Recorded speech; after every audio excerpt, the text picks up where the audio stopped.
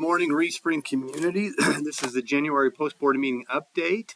We are back to school today after our big winter storm and excited to have students back here on campus and to get things rolling back again with them academically and working with them. We had a great board meeting last night. Just want to highlight a few things. We began last night by discussing our belief statement in our strategic plan is that we believe positive relationships are essential for student engagement and academic success. We know that that's one of the most crucial elements to student learning is having a connection with a caring adult in our building. And we have a great team that loves on our kids. So really proud of that.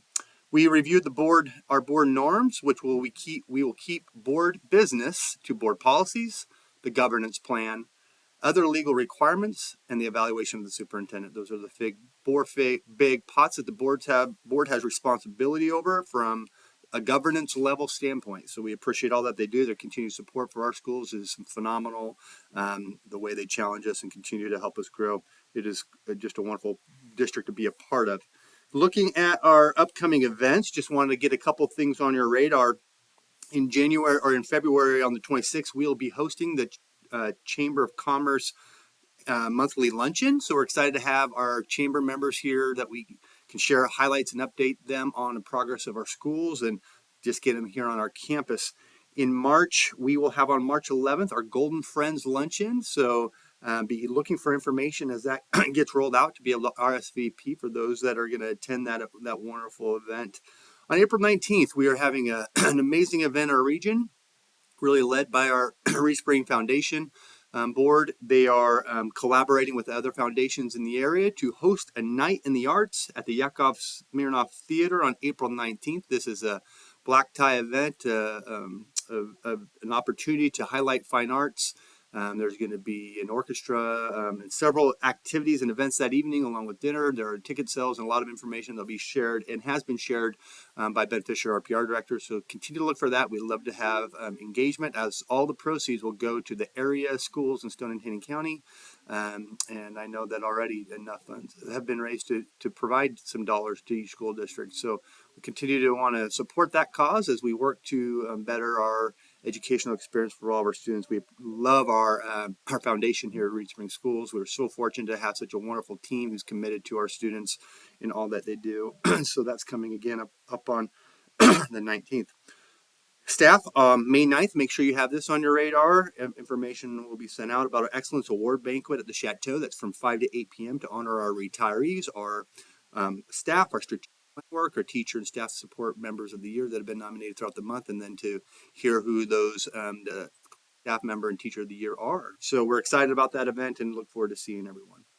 They updated the board last night that our Career Center construction house that our students have built has been, well, it's under contract. It's to be closed on that house coming next week. And so we're really excited about that. We received a full price offer on that home. Our family that's purchasing are really excited. We also got to, as part of that conversation, install a fence at the end. So I had an additional project. We appreciate our instructor, Sunny, and all of the students who put so much time and effort into building such a wonderful house. And we're excited about getting the next project going with them, which is going to be starting on that land of the next property as well. In addition, preparing our students for next spring so that our construction trades class can begin designing or working on the construction of our alternative school here in the building here at the high school. So they'll help with the demo and construction of this facility. So we're really excited about that. Our project for the alternative school program is still expanding and growing. We're interviewing for that lead coordinator position on next Wednesday. So hopefully we can have an announcement shortly on who that individual will be, who will be helping to develop and design our alternative school model. We're meeting with our architects to continue to design our other facility, and we're just working towards that. So things are going really well in that regard.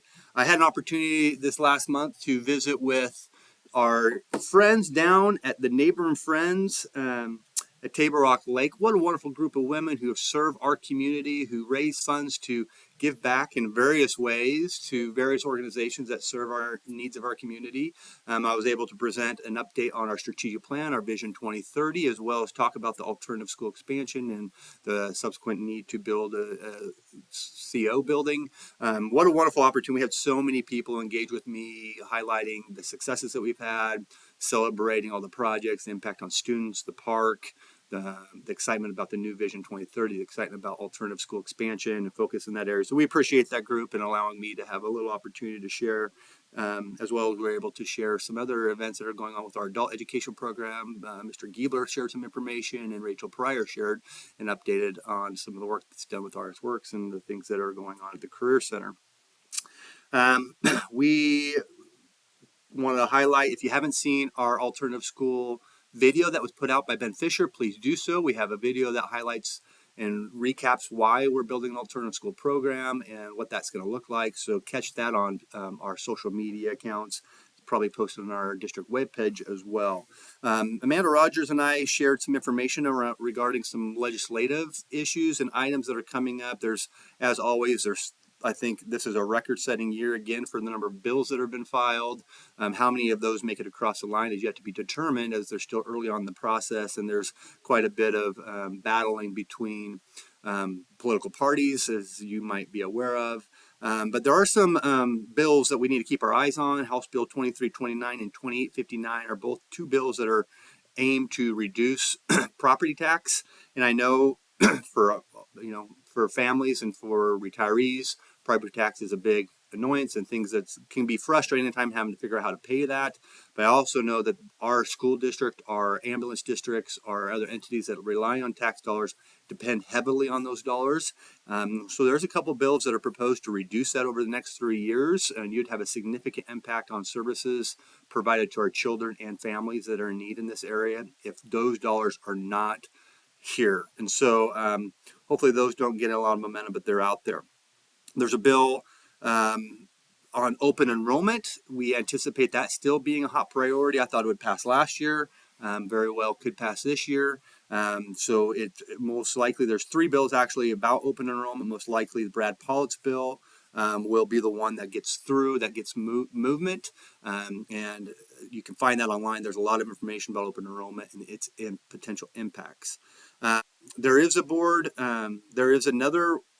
bill regarding Parents' Bill of Rights. I'm really good with all the language because it really clarifies and really just kind of reiterates the things that we're already doing in terms of the work that we do at school and transparency. So I'm not too concerned about that.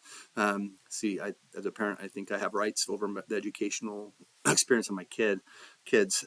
There is a bill looking to expand current tax vouchers. This is one that we're concerned about. Tax vouchers essentially takes money out of public education and gives it to families that are more affluent so that they can use those to go to private schools. And so that is damaging to public education in a lot of ways. And so there's a bill proposed to expand that and to allow essentially a broader group through various means to be able to access those funds. And so as an educational group across the state of Missouri, we're really worried about that one. That's one we're keeping our eyes on because, again, those dollars are going to typically go away from kids that are in poverty that need it the most and go to families that are more affluent that can afford transportation and actually get kids to a private school. So that one's one to keep our eyes on. The other thing that, if you watch the State of the State address by Governor Kehoe, he had mentioned an A through F report card being mandated, that he expects that to happen and is tasking the legislative session to make that happen. There's a lot of concerns about this from teachers and educators across the state as they've seen the damage that it can create in other states and what it does, because the picture of what you do for kids isn't about just a one-time snapshot test. It really should be about growth from that child as they're growing through the year, and it should be about what's happening to that kid when they leave. Are they experiencing internships, apprenticeships? Are they being placed in career and vocational programs? Are they going into the military? Are they college bound? Are they performing well in the ACT? There's a whole picture that can show the quality of a school district. An A through F report card can be really damaging, can create this kind of environment in schools where teachers feel the pressure and administrators feel the pressure to teach to the test and can really hinder academic growth and progress. It also isn't designed around a model that's about growth, about student growth. So there's a lot of concerns. We're going to be engaging in quite a bit of conversations. We have one of our teachers, Olivia Sutton, who has volunteered to be part of a video that will be coming out from one of our regional organizations, GoCSD, to share some information about why that's not a good thing for schools. And so we feel like there should be increased transparency and accountability, but it shouldn't be reliant upon one test that the state has not been able to figure out since I've been in education how to manage that test effectively. And so it really should be about growth and progress, which makes total sense, I think, to most people. And it's also going to award the highest performing school districts, which would by chance probably be the school districts that have the most affluent communities, and the least amount of free and reduced lunch numbers. Those districts, the top 5%, would receive $500 extra per student in their state payment. So it's basically rewarding those communities that are already very affluent, and already have a lot of money, and taking it from those that do not. So there's a lot of concerns there that more to come. Anyways, just want to update you on that. As far as discussion items, we only had one more discussion item, and that was centered around part-time seasonal ground maintenance position. There's going to be some information go out to have some part-time help at the park. It's a big facility, and we need some additional support, so the board approved that. It's going to be really kind of a neutral financial add as we reduce some of the fees that we're paying our mowing company, so that we have some seasonal grounds individuals helping out with that. So we appreciate the board supporting that. It was a great board meeting. We're excited to be back at school. Things are progressing. February is a great month to really grind it and really get down and help our students perform academically. So we look for a really great month. We appreciate everything that everyone does, and have a great rest of the day, rest of the weekend, and we'll talk to you next month.